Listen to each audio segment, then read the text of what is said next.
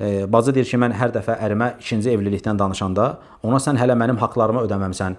Necə bu ikinci, üçüncü evlilikdən danışa bilirsən? O da deyir ki, sözün, yəni xülasəsi, mən evlənim, zəngin olacam deyir. Baxın, mən bununla bağlı bir məsələni qeyd edim, sonra mövzuya keçəcəm. Adətən kişilər deyirlər ki, bu məsələdə qadınlar çox müraciət edir, qadınların haqqından danışılır, kişilərdən danışılmır. Fəqət elə deyil. Birincisi, biz qadınlardan da kifayət qədər danışmışıq. Bununla bağlı dərslərimiz mövcuddur. Fəqət burada bir gerçək var ki, qadınlar mı kişilərə çox zülm edir? Kişilər mi qadınlara çox zülm edir? Bunu incələdiyimiz zaman görürük ki, kişilər qadınlara daha çox zülm edirlər bu barədə. Yəni, mən ailələr tanıyıram ki, vallahi, şişirtmədən deyirəm ki, 10 ildir evlərində bu söhbət davam edir.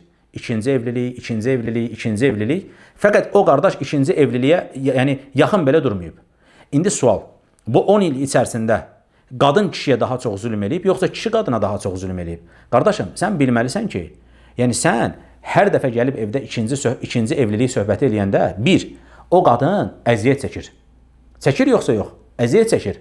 Namaz qılanda ağlına gəlir həmin məsələ, yoxsa yox? Gəlir. Quran oxumaq istəyəndə, evdə yemək pişirəndə, sənin uşaqlarına tərbiyə verəndə ağlına gəlir yoxsa yox? Ağlına gəlir. Sən onu narahat edirsən. Bəlkə gecələr ibadət etmək istəyir. İbadətə qalxa bilmir sənin ona verdiyin dərddən bütün günü qadın əli yanına düşmüş bir vəziyyətdə oturub sənin dərdini çəkir. Niyə belə eləyirsən ki? Yəni 10 ildir sən bunu etməmsən. Və səndən də soruşanda deyirsən ki, mənim belə bir niyyətim yoxdur. Niyyətin yoxdur. Belə bir şey etməmsən 10 ildir. Niyə 10 ildir o qadına əziyyət verirsən? Yəni o qadın sənin uşaqlarına bəlkə 10 ildir başqa tərbiyə verəcəkdi. Verə bilməyib sənin dərdini çəkməkdən. Dinini başqa cür yaşayacaqdı. Sənin dərdini çəkməkdən dinini başqa cür yaşaya bilməyib. Sənə başqa cür xidmət eləyəcəkdi. 10 ildir sənin dərdindən bunu eləyə bilməyib. Niyə Allahın quluna əziyyət eləyirsən? Yəni çöldə bir müsəlmana əziyyət eləmək olmaz. Evə gələndə qadına əziyyət eləmək olar. Ona görə müsəlman insan gələ zövcəsi haqqında Allahdan qorxsun. Peyğəmbər sallallahu aleyhi və səlləm vəda xutbəsində qadınlarınız haqqında Allahdan qorxun deyir. Peyğəmbər sallallahu aleyhi və səlləm xeyirli kişiləri vəsf eləyəndə aleyhissalatu və səlləm buyurur ki, xayrukum li nisaihim. Sizin ən xeyirliniz zövcəsinə qarşı ən xeyirli olanınızdır. Bu halda zövcəyə qarşı xeyirli olmaq olar. Sən 10 ildir, 5 ildir durmadan zövcəyə deyirsən ki, mən evlənəcəm. Hətta daha betərləri var, subhanallah. Gəlir zövcəsinə deyir ki, məni evləndir. Qardaş, evləndirməyə başqa yer tapmadın.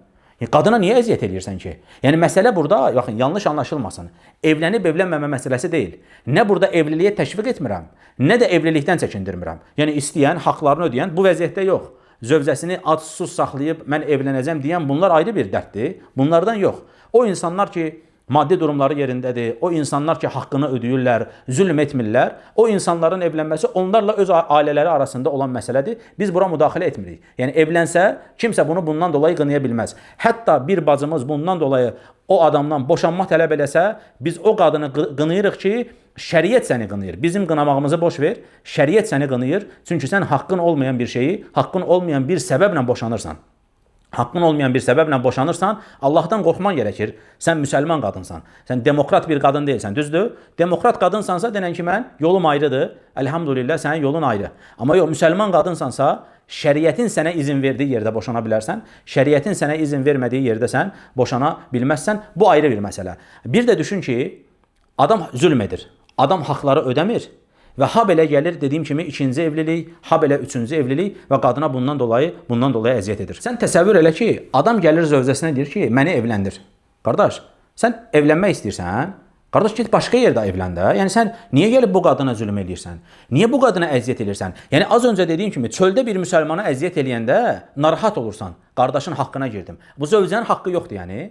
Yəni, sən belə olduğu halda necə qadının haqqında Allahdan qorxmursan? Ən gözəl insan bir başqasının pəncərəsindən məsələləri analiz edə bilən insandır. Sən qadının pəncərəsindən bir dənə məsələyə bax. Hər gün ər evə gəlir, ikinci, üçüncü. Bəlkə o qadın sənə o gün gözəl bir süfrə hazırlayıb. Bəlkə o qadın sənin üçün o gün gözəl bir hədiyyə alıb sənə o hədiyyəni təqdim eləyəcək. Amma sən evə gəlirsən, ayağını uzadırsan divanda. İkinci evliliyin zarafatı, üçüncü evliliyin zarafatı 5 ildir, 10 ildir dayanmırsan. Belə olduğu halda O qadın bəlkə sənə bir söz demir. O qadın bəlkə sənə etiraz eləyə bilmir. O qadın bəlkə sənə deyə bilmir ki, dur çıx evdən. Fəqət məsələ burasındadır ki, sən evin içərisində huzursuzluq çıxardırsan. Ailənin ailə olmasındakı hikmətlərdən birisi nədir? Qəlblər bir-birində səkinət tapsın. Qəlblər bir-birində rahatlıq tapsın. Hər gün gəlib o qadına deyirsən ki, evlənəcəm, evlənəcəm, evlənəcəm. Orada sükunət tapa bilərsən sən. Orada o qadının gününü məhv eləmisən sən. İnsan gələ Allahdan qorxsun. İnsan gələ zülm etməsin. Peyğəmbər sallallahu aleyhi və səlləm buyurur ki, "Əz-zulmu zulumatun yevməl-qiyamə." Zülm qiyamət günü zülmətdir. Sən hələ bir dənə zövcən var, səkinət tapmaq lazımdır, onu bilmirsən. Sən ikinci ilə evlənəndən sonra səkinət tapacaqsan. Sən hələ birinci ilə yolu tapa bilməmsən ki, necə bu qadının qəlbini xoş eləmək olar, necə olmalara yaxınlaşmalıyam, bunu bilmirsən. İkincidən sonra biləcəksən, bilməyəcəksən qardaşım, zülm eləyəcəksən. Və biz bu zülmlərin də şahidiyik. Ya ikincini boşuyur, ya birincini boşuyur və yaxud da ikisini də birdən boşuyur. Sən bir halda ki, evlənib sükunət tapmaq üçün evlənirdin. Bu sükunət oldu, bu sükunət olmadı. Ona görə insan gələ zülm eləməsin.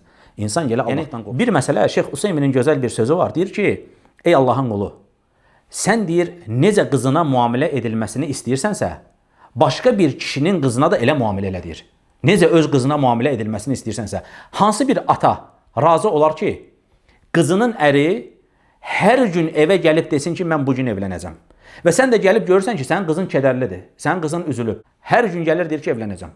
Hər gün gəlir deyir ki, evlənəcəm. Qardaş, biz evliliyə əngəl deyilik. Yəni, madəm ki, Allah subhanahu wa ta'ala izin verib, sən haqları ödəyəndən sonra sənin evlənməyinə heç kim qarışa bilməz. Üzüləcək, üzülməyi normaldır. Amma hər gün qadına zülm eləmə.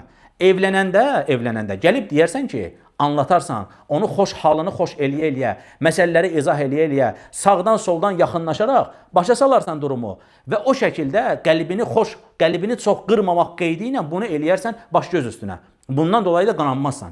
Harda qınanırsan? Harda qınanırsan o yerdə ki, Allahın quluna zülm edirsən, bir də hansısa bir kişinin qızına əziyyət edirsən. Kim xoş olar ki, onun qızına hər gün belə əziyyət edilsin? Kimə xoş gələr ki, onun qızı ilə qızının əri hər gün gəlsin bunun zarafatını eləsin?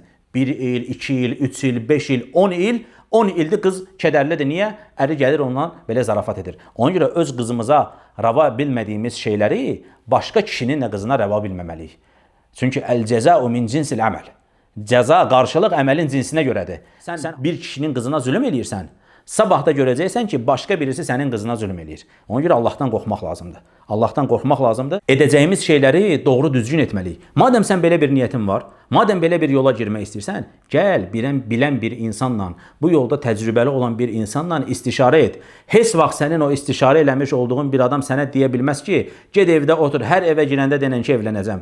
Sənə edəcəyi tövsiyəni dinlə. O təcrübəli insan, o yolu səndən qabaq getmiş olan insan, başına nələr gəlib o yolda, nə sıxıntılardan keçib, nələrdən keçib, bir onu dinlə. Ola bilsin ki, sən onun səbəbi ilə onu dinlədikdən sonra heç ümumiyyətlə o yola girməyəcəksən və yaxud da girsən belə, daha təcrübəli girəcəksən. Birisinin başına çox, belə deyək, baha başa gələn bir şeyi sənə pulsuz verir. Al onun təcrübəsindən yararlan. Zövcənin qəlbini qırma. Allahın sənə əmanətidir. Qiyamət günü sən ondan hesaba çəkiləcəksən. Ona görə Allahdan qorxmaq lazımdır. Eləyəcəyin şeyi doğru şəkildə et ki, ta ki ailədə olan o səkinəti, o huzuru qaçırmayasan. Belə olmadığı halda görürsən ki, tərəflər bir-birinə zülm eləyir. Qadın 10 ildir bunun ikinci, üçüncü evliliyindən danışır və sual da ortadadır. Mənim hələ haqlarımı ödəmir deyir. Hələ ikinci, üçüncü evlilikdən danışır və hələ bir deyir ki, mən deyir evlənəndən sonra zənginləşəcəm. Təəssüflər olsun, belə bir mənzərə, belə bir ortam, sükunət olan bir ev ola bilməz. Allahdan qorxmaq lazımdır. Allahın bəndələrinə, Allahın mömin qullarına əziyyət etmək olmaz. Dediyim kimi biz burada evlilik və ya evlənmək bunlardan bəhs etmirik.